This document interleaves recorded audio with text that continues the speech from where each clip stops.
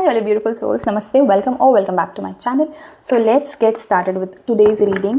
ये जो reading है, I am feeling like somebody is regretting. I don't know who it is, but कोई है. मुझे ऐसा मतलब मैं बैठी थी and I was shuffling the cards and I was thinking about what is it that is going to happen now in the reading. तो मुझे ऐसे feeling है that there is somebody who is regretting. अब ये कौन है regret कर रहा है जो, और ये क्यों regret कर रहा है, let's find out. So let's see क्या है ये चीज़. जो भी कोई इस वीडियो की तरफ अट्रैक्ट हुआ है और इस वक्त ये वीडियो देख रहा है, please catch their energies tarot cards and please tell me who is it that is regretting. या फिर जो भी कोई ये इंसान है, जो भी कुछ ये मैसेज है, please tell me in details so that I can tell the person who is watching this video right now. ये कोई ऐसा इंसान है गाइज जिनके साथ बहुत लंबा चौड़ा आपका आर्ग्यूमेंट चला है, लंबी चौड़ी शायद फाइट चली है, बहसबाजी चली है, या किसी चीज़ को लेकर ना बहुत लंबा चौड़ा मतलब ऐसा क्या बोलते हैं उसको, टग ऑफ वॉर चला है कि नहीं तुम्हारी गलती नहीं, मेरी गलती नहीं है, तुमने ऐसे किया नहीं, तुमने ऐसा किया, ये वो, मतलब बहुत ज़्यादा फाइट चला है. एंड ये इंसान ने कभी अपनी गलती मानी ही नहीं है. मतलब हमेशा एक लाइक दिस क्लोज आता है, आपको लगता है कि हाँ अब शायद इसे रियलाइज़ होगा, बट ये पलट जाता है. ये इंसान कभी अपनी गलती माना नहीं आज तक, और अब इस इंसान को रिग्रेट हो रहा है. ये कोई ऐसा इंसान है, ठीक है, जिसके बारे में ये रीडिंग हो रही है, जो अब फील कर रहा है कि यार मैंने गड़बड़ कर दिया. ठीक है, व्हाट एल्स इज देयर. ये इंसान है बहुत smart, very I would say तेज़ है, बहुत तेज़ तरार इंसान है ये. वैसे काफ़ी चार्मिंग पर्सनैलिटी है इसकी, एंड जनरली ये लोगों को काफ़ी अट्रैक्ट कर लेते हैं अपनी तरफ, क्योंकि इनकी पर्सनैलिटी बहुत अच्छी है, इनके हाव भाव, मतलब basically this person has a charm. Male या फीमेल दोनों हो सकते हैं. मैं यहाँ पे ये नहीं बोल रही हूँ क्योंकि आप देख रहे हो कि ये मेल फिगर है तो आपको ये ना लगे कि ये कोई तो मेल की बात हो रही है, नहीं, ये फीमेल भी हो सकती हैं. पर ये एक ऐसी एनर्जी है आपके लाइफ में जिसने कभी भी अपनी गलती नहीं मानी है, और ये पर्सन बहुत ज़्यादा चार्मिंग है तो लोगों को बहुत जल्दी अट्रैक्ट करता है अपनी लाइफ में. ये और काफ़ी मतलब इंटेलिजेंट है, दुनियादारी की बहुत अक्ल है इस इंसान में. आपके सामने कभी भी ये शो नहीं करने वाले बट कि ये रिग्रेट कर रहे हैं, मतलब इन्हें कुछ अलग तरीके का ये होता है, क्या बोलते हैं उसको, ईगो बोलूँगी मैं, ईगो क्लैशेस, ईगो बैटल अपने अंदर भी, अपने ही अंदर ये लड़ते रहते हैं अपने खुद के ईगो से. ये कोई इस टाइप का इंसान है. बहुत ही मतलब पॉइंट टू पॉइंट बात कर देंगे सो दैट असली चीज़ बाहर ना आ जाए. जो बहुत बात करते हैं ना, वो अपना जो एक्चुअली उनके मन में रहता है या जो एक्चुअली उनके दिल में रहता है वो बक देते हैं, even if they don't want to. And ये पर्सन इस चीज़ के बारे में अवेयर है, इसलिए ये ज़्यादा बात नहीं करेंगे. ये उतनी बात करेंगे जितने में इनका जो भी कुछ एक्सप्रेस करना है वो हो जाए.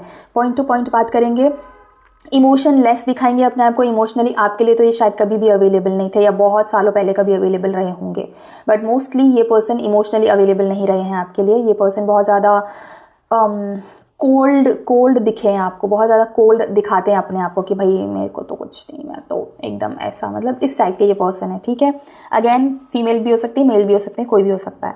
ठीक है, this person is a very adamant kind of a person कि भाई मैंने बोल दिया यही है बस, वो झुकेंगे ही नहीं. ठीक है, हार्डली कभी ऐसा होगा, मैं ये नहीं बोलूँगी कि कभी नहीं झुके हैं, मतलब 1% ऑफ द टाइम ऐसा हुआ हो सकता है कि कभी तो किसी बात पे झुके हो, बट मुझे ऐसा लगता है कि वो भी बहुत रेयर ही हुआ होगा. ज़्यादातर इस इंसान की जो पर्सनैलिटी है ना वो ऐसी ही रही कि एडमेंट से हैं, बस मैंने जो बोल दिया वो बोल दिया, और टस से मस नहीं होंगे. फिर जो मतलब एक मेरी कही हुई चीज़ पत्थर की लकीर है, वो यहाँ से वहाँ नहीं होगी, जो मैंने बोल दिया बस वही है, फाइनल है.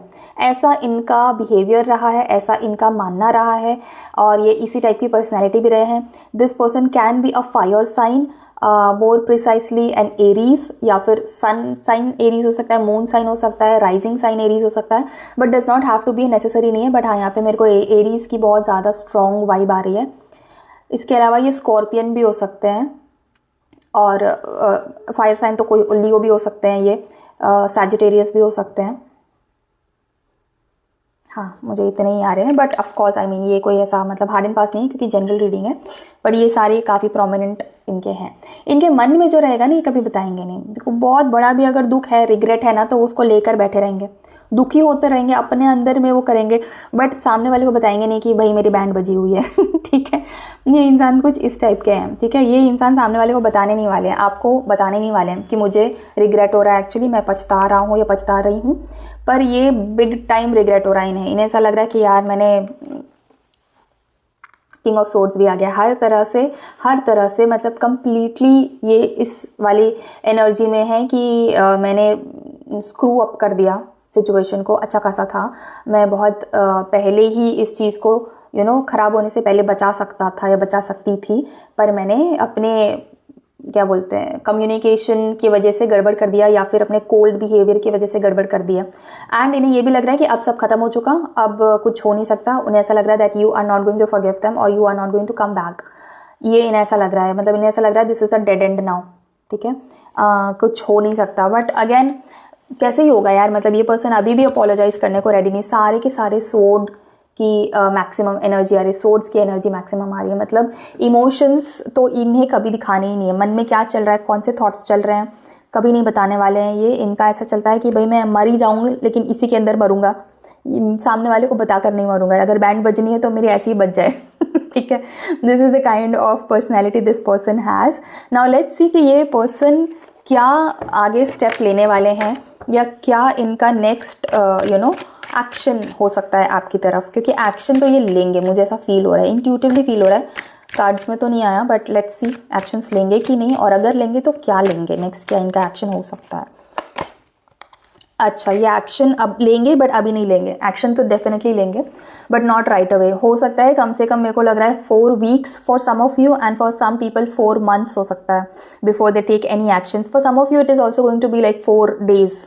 कुछ लोग ऐसे हैं जिन लोग शायद 4 दिन के बाद आपको कांटेक्ट करें या किसी ना किसी तरीके से शायद किसी और से पूछे कि आप ठीक हो ना, आपका सब सही चल रहा है ना, क्या चल रहा है लाइफ में, ऐसे थर्ड पार्टी से पूछ लें, इस तरह का हो सकता है।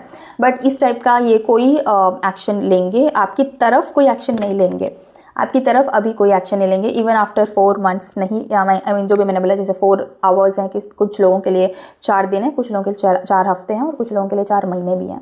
तो ये जो भी कुछ ये 444 वाला है, उसके बाद भी ये आपकी तरफ कुछ इमोशंस नहीं शो करने वाले हैं, नो इमोशंस एट ऑल। ये उल्टा यही दिखाएंगे कि मैंने तो सही किया था, मैंने ही ऐसे बोला था, तुम्हें कुछ पड़ी नहीं है, ये है वो है, वो इस तरह से बात करने वाले हैं। ठीक है, बट अंदर अंदर इनकी बैंड बजी हुई है, अंदर अंदर इन्हें लग रहा है कि मैंने तो मतलब पूरा गड़बड़ कर दिया, बैंड बजा लिया मैंने अपना। और अंदर अंदर इन्हें ये पता है कि इनकी खुद की गलती थी। इनको ये भी लग रहा है कि मतलब आपको मतलब this person should have taken care of you.